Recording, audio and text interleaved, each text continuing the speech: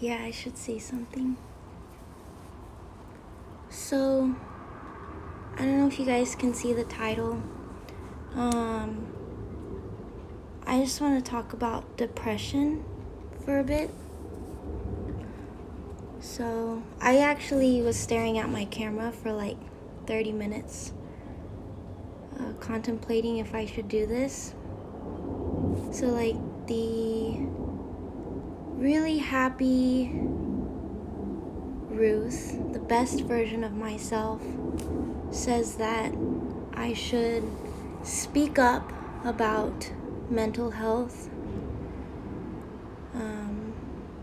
And then the low side of me, the sad, depressing, anxious side of me, says hide it as much as you can.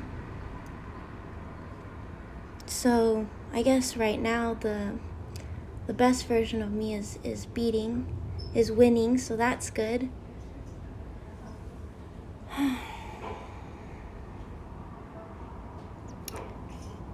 And I guess I'm doing this because a lot of you are asking me how I'm doing, curious. I'm not okay at all. I'm sitting in the sun on my balcony, trying to be okay, trying to absorb that vitamin D, loud truck. I'm taking as many vitamins as I can. Vitamin D, the multivitamins. There's a vitamin by Ollie that's good for stress. I turn on my diffuser. I force myself to get out of bed an hour after contemplating if I should get out of bed. And today, actually, what made me get out of bed was a friend texted me to go over to the dog park, so that was good. I had originally planned to stay in bed and be mopey, which isn't good. But at the same time, it is good. I think it's good to know for any of you that deal with the same things. It's okay to not be at your best, and it's okay to be sad. It's okay to feel lonely. It's okay to feel inadequate, because those are all valid emotions. Those are all valid feelings.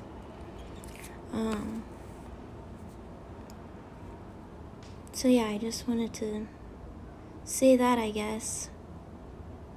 I feel like the earth is still pretty young in terms of mental health. And if more and more people speak up about it, that would do the world a favor.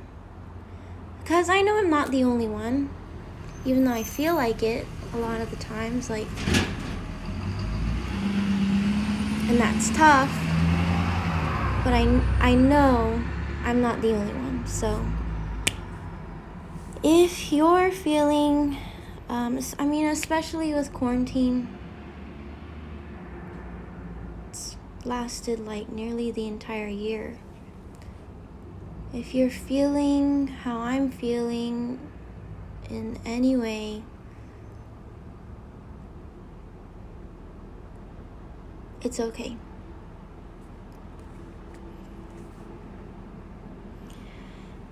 That's all I wanted to say, I guess. That it's okay. Things that I'm doing to counteract my lack of serotonin. By the way, I actually researched last night why depression occurs, and we don't actually know. We don't actually know. It's a very psychology itself is a very young, it's a pseudoscience at the moment, because it's such a young science. We don't actually know much about it. But what we do know is that people who have depression, who experience depression, tend to have a smaller size hippocampus in their brain, which is the part of the brain that releases serotonin, and serotonin is what gives you that happy feeling, that joy, and then that the brain tends to release more cortisol, which is a hormone that makes you feel stressed. So that's about what we know. We know that it can sometimes be genetic. Usually, though, the number one reason tends to be traumatic experiences, mental, physical, emotional abuse. So, yeah. So that's how I know I'm not the only one. I know that other people have experienced traumatic life events. I know I'm not the only one. So anyways, what I've been trying to do is I go on walks when I can, when I feel up to it. Usually, I've been pushing myself to wake up in the mornings and go on an hour to 2 hour long walk. That's what I've personally been doing. And then trying to remember to take all of my vitamins every day. Because the other thing I learned many years ago is that most usually tends to trend this way, that people with a darker skin tone, like myself, so like if you're of like Asian culture, if you're from, I don't know, the Middle East, if you're from the northern parts of Africa, just, people with more melatonin in our skin, you tend to have less vitamin D. You tend to be vitamin D deficient. And so many years ago, I had a blood test done and found out that I, in fact, am vitamin D deficient. So for several years now, I've been trying to keep up with my vitamin D. But then again, that depression, the anxiety, the self-condemnation just makes you forget about doing the things that are important to keep yourself healthy and keep yourself in a positive mood. So sometimes, I will forget to take my vitamins, and I will forget to go on a walk. I will forget to reach out to someone, because sometimes you don't feel comfortable reaching out to people. You think in your head, when you're at that low point, you think, who do I even have to listen to me? Who would be willing to listen to such depressing thoughts? And to yourself, in your brain, you think no one would be willing to. You would lose all of your friends if you just started talking about all of the dark things in your brain. And that's not necessarily true, is what the best version of myself says. Best version of myself says anyone and everyone is willing to listen if you give them a chance. Right now, how I'm feeling is kind of up and down, kind of like in the middle. Last night was rough, actually. Last night, I was bawling my eyes out. And over the years, so I guess I have to give you a little bit of history. So the first time I had a suicidal thought was when I was in elementary school. I don't know exactly how old I was or what grade I was in. I just know it was elementary school. I was very young. And I tried to suffocate myself And there are different stages of suicide, different energy levels. And though I've attempted several times, I've never actually, obviously I haven't been successful, which is good. I think, yeah, that's good. Anyways, so last night, for the first time in actually a while, I felt suicidal again. But the good thing, it's been a while. It's been a while, so it means I'm improving. I'm figuring out me, learning how to combat those thoughts and feelings. And I'm getting better. So yeah, last night was pretty rough. I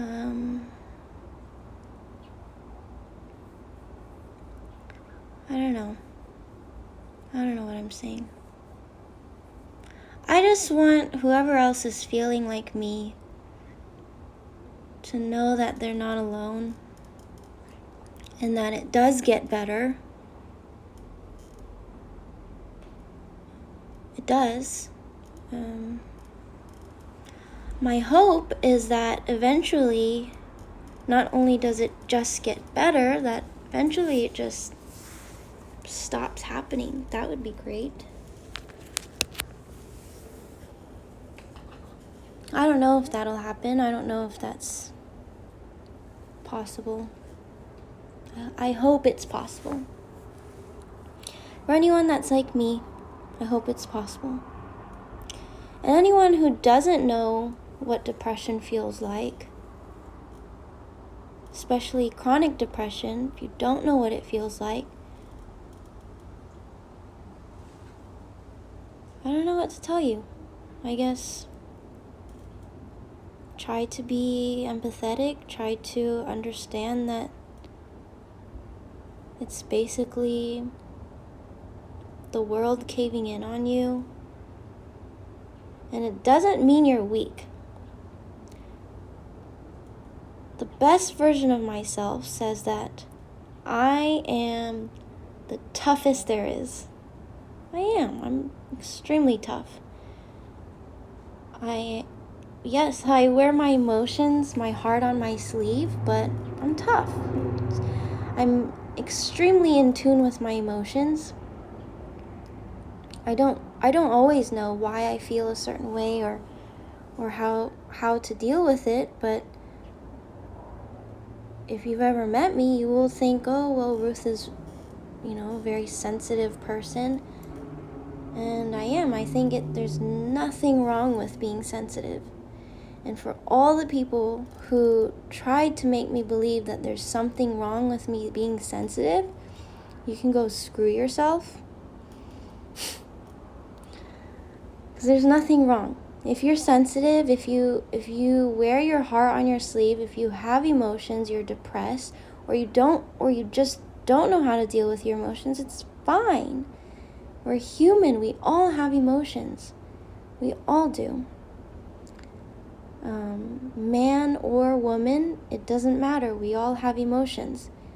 Maybe some of us are better at hiding it than others, but we all have feelings. Yeah. Well, you guys want to see Sushi? Can I flip the camera? There you go. She's sunbathing with me. Sushi really likes to sunbathe. It's funny, actually. She mirrors my behavior and my emotions very well. If I'm feeling sad, Sushi will be very, very mellow, very calm.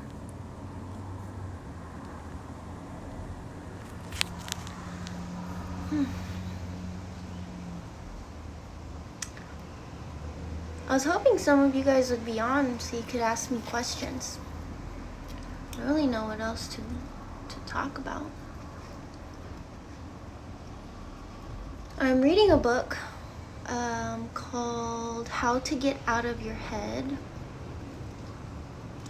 I don't always feel like self-help books help in the moment. Usually what happens is I'll read a book and it won't actually start to help me until moments or time down the road where I remember what I read and am able to use what I learned. But reading them certainly helps me feel like there's hope and makes me feel like I'm learning and I'm improving myself. And so that's good. That helps a lot.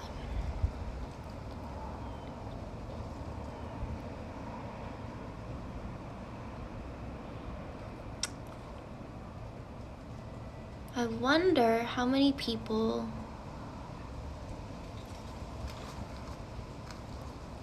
who have never felt depression before maybe sort of developed it during this time. It's a really weird year. And I don't normally like to say that. I don't like to say like, oh, F 2020. Because you can make the best out of it. You definitely can. I mean, I quit my job and started my own business, so that's a positive. I've had time to self-reflect, learn about myself some more. That's another positive.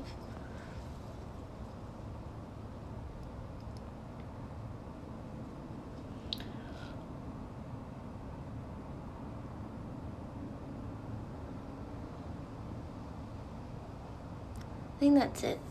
I think that's all I have to say. I wanted to tune in, let you guys know how I'm feeling.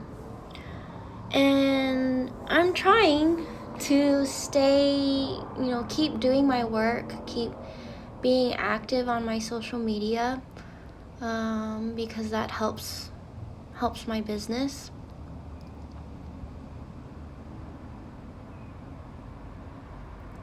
Sometimes it's tough, but I'll have spurts of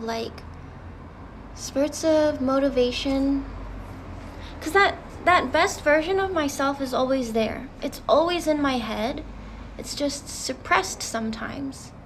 Sometimes, after all these years of experiencing these feelings, it comes out and it says, hey, you don't have to feel this way. There are things you can do to make yourself feel better. So I'm glad that little voice in my head continues to grow stronger each time I experience this. So you'll still see me on social media. I'm determined. You'll still see me. But yeah, that's how I've been doing. For all of you who've been asking and wondering how I'm dealing with all of this. I'm not okay, but I'm gonna be okay. That's how I'm doing. Okay, I will talk to you guys later. Gonna figure out what I should do next. Been in the sun for a while now. I think I'm sunburning. Alright, see you guys later.